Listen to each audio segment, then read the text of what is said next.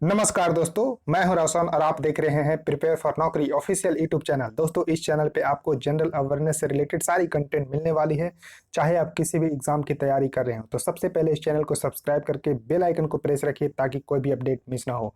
फिलहाल आप लोग देख रहे हैं एचएएल में जो रिक्रूटमेंट निकली है डिजाइन ट्रेनिंग और मैनेजमेंट ट्रेनिंग का, उसका लेक्चर नंबर 34 है। तो टॉप 1000 क्वेश्चन के माध्यम से सीरीज करवाई जा रही है, तो आपको ध्यान से देखना है और अपना नोट्स भी साथ में बनाते चलना है। पीडीएफ आपको हमारे टेलीग्राम चैनल पे मिल जाएगी। 1 से 15 लेक्चर तक का पीडीएफ आंसर के साथ प्रोवाइड करवा दिया गया है टेलीग्राम पे, तो इसको ज्वाइन कर लीजिए, लिंक डिस्क्रिप्शन में है। एग्जाम 24 और 25 अप्रैल को है।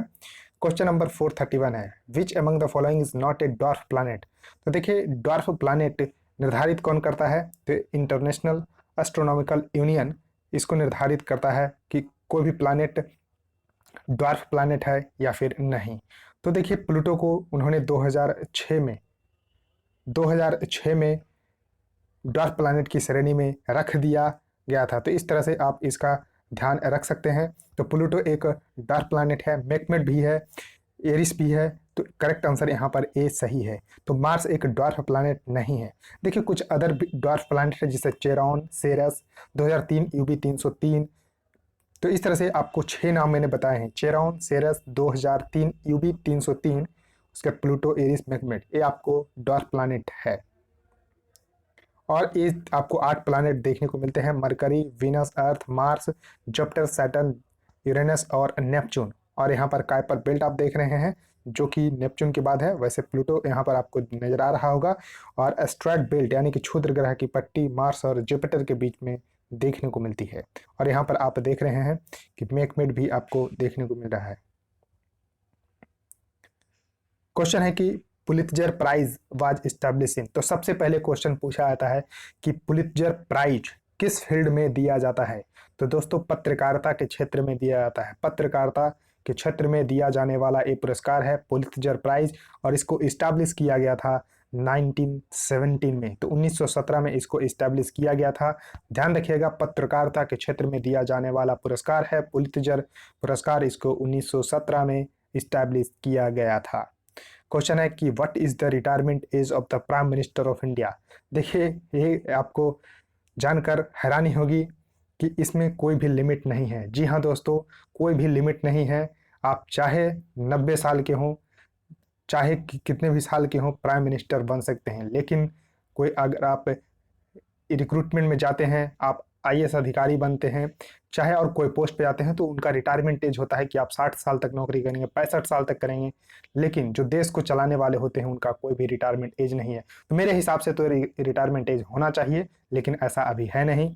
तो इसका करेक्ट आंसर होगा डी, नो लिमिट। कोई भी लिमिट नहीं है, और चाहे कितनी बार भी ये प्रधानमंत्री बन सकते हैं, 1 बार, 2 बार, 3 बार, 4 बार, जितनी बार भी जिता सकते हैं।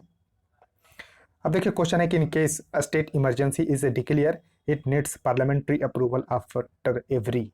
तो दोस्तों, यदि राज्य आपातकाल घोषित किया जाता है तो उसे हर 6 महीने के बाद 6 महीने के बाद संसदीय अनुमोदन की आवश्यकता होती है, यानी कि पार्लियामेंट्री अप्रूवल की जरूरत होती है। तो करेक्ट आंसर ए, ध्यान रखिएगा, 6 मंथ।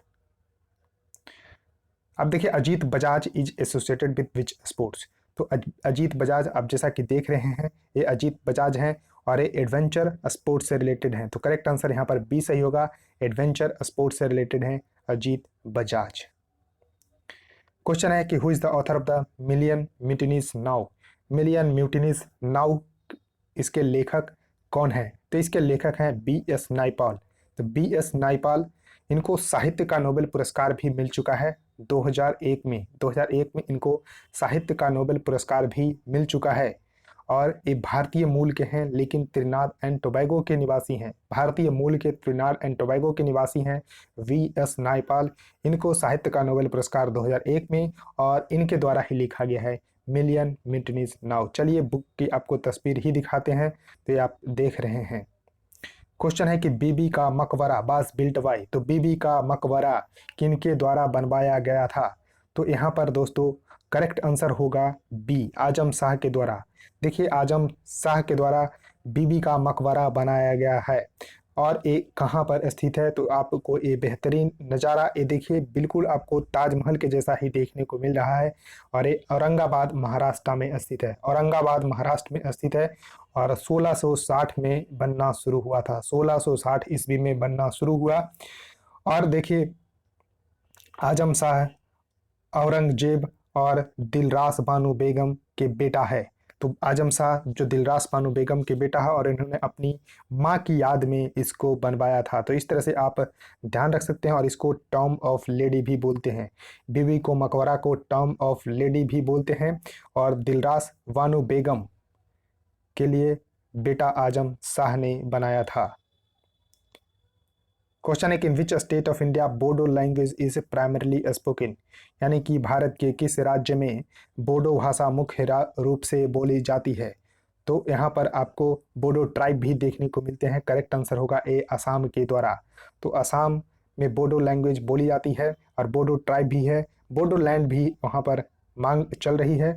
तो असम को आप मैप में देखिए, असम देखिए सभी स्टेट के साथ जो नॉर्थ ईस्टर्न है बशर्ते सिक्किम के अलावा, तो सिक्किम की जगह आप रख सकते हैं कि वेस्ट बंगाल से सीमा साझा करती है। तो यहाँ पर आप देख सक रहे हैं लगभग यहाँ पर आपको 7 राज्य देखने को मिल रहे हैं। देखिए पहला वेस्ट बंगाल, दूसरा यहाँ पर अरुणाचल प्रदेश, तीसरा नागालैंड, चौथा मणिपुर, पांचवा मिजोरम, छठा त्रिपुरा और सातवां मेघालय, यानी कि 7 राज्यों के साथ सीमा साझा करती है। और इंटरनेशनल बॉर्डर यहाँ पर इसके 2 हैं, एक यहाँ पर आपको भूटान है और यहाँ पर आपको बांग्लादेश है। तो इस तरह से 2 अंतर्राष्ट्रीय सीमा साझा करती है और 7 राज्यों के साथ। कैपिटल दिसपुर है, चीफ मिनिस्टर सर्बानंद सोनोवाल हैं, गवर्नर हैं जगदीश मुखी। क्वेश्चन है कि what does BOD5 refers to, यानी कि BOD5 लिखा रहता है तो उसका मतलब क्या है। तो उसका है biochemical oxygen demand in 5 days. तो करेक्ट आंसर यहाँ पर ए सही होगा, biochemical oxygen demand in 5 days. तो BOD measure the quantity of biodegradable organic matter contain in water. तो इस तरह से आप इसको ध्यान रख सकते हैं। क्वेश्चन है कि name the poet who wrote Prithviraj Raso, a poem describing Prithviraj Chauhan's life. तो पृथ्वीराज चौहान चौहान वंश के राजा थे, चौहान वंश के शासक थे और चौहान वंश के संस्थापक थे वासुदेव। तो चौहान वंश के अगर संस्थापक पूछा जाए तो वासुदेव थे और चौहान वंश के ही राजा थे, प्रतापी राजा कह सकते हैं। और अंतिम शासक थे पृथ्वीराज चौहान, अंतिम शासक थे। और इनके 2 इम्पोर्टेंट लड़ाई के बारे में पूछा जाता है। तो 1191 ईस्वी में तराइन के प्रथम युद्ध में इन्होंने मोहम्मद गौरी को हराया था, लेकिन तराइन के द्वितीय युद्ध में मोहम्मद गौरी से ये हार गया था। तो पृथ्वीराज चौहान 1192 में जो तराइन की दूसरी लड़ाई में हार का सामना करना पड़ा था, मोहम्मद गौरी जीत गया था। 2 लड़ाई पृथ्वीराज चौहान की इंपॉर्टेंट है, याद रखिएगा, तराइन की प्रथम लड़ाई और तराइन की दूसरी लड़ाई।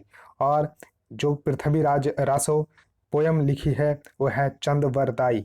तो करेक्ट आंसर यहाँ पर आपको बी देखने को मिलेगा। और पृथ्वीराज चौहान की कवि थे चंदवरदाई।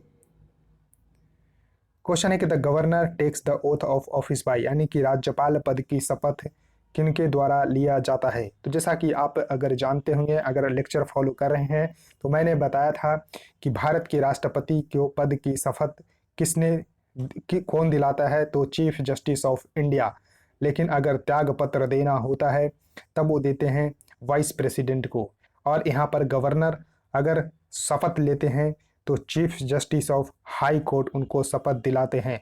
तो करेक्ट आंसर वहाँ यहाँ पर ए होगा, यानी कि जैसे अगर बिहार का गवर्नर बनते हैं तो बिहार यानी कि पटना जो हाई कोर्ट है उनके चीफ जस्टिस दिलाएंगे उनको शपथ।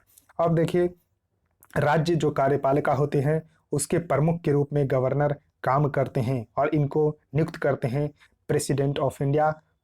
तो प्रेसिडेंट ऑफ इंडिया इनको नियुक्त करते हैं और इनका मिनिमम एज होना चाहिए गवर्नर बनने के लिए 35 ईयर्स, 35 साल होना चाहिए।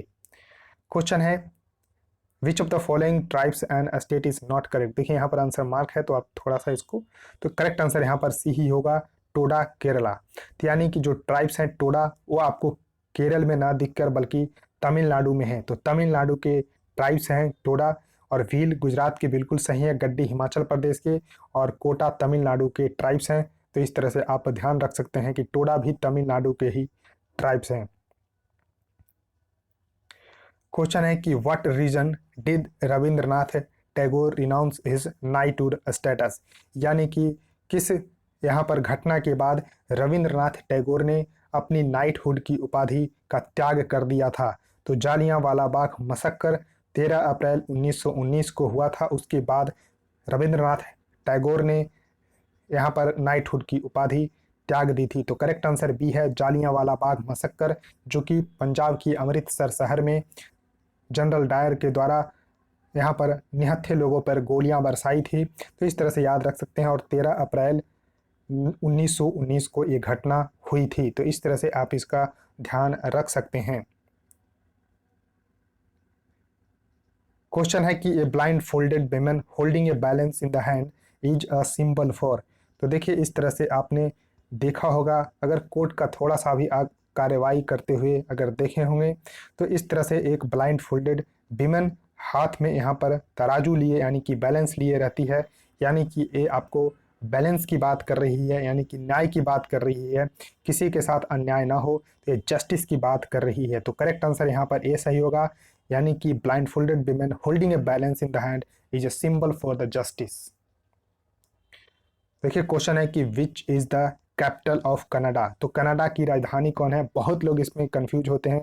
तो लोग यहाँ पर क्या क्या मार देते हैं, मॉन्ट्रियल, टोरंटो, लेकिन इसका करेक्ट आंसर होगा दोस्तों ओटावा।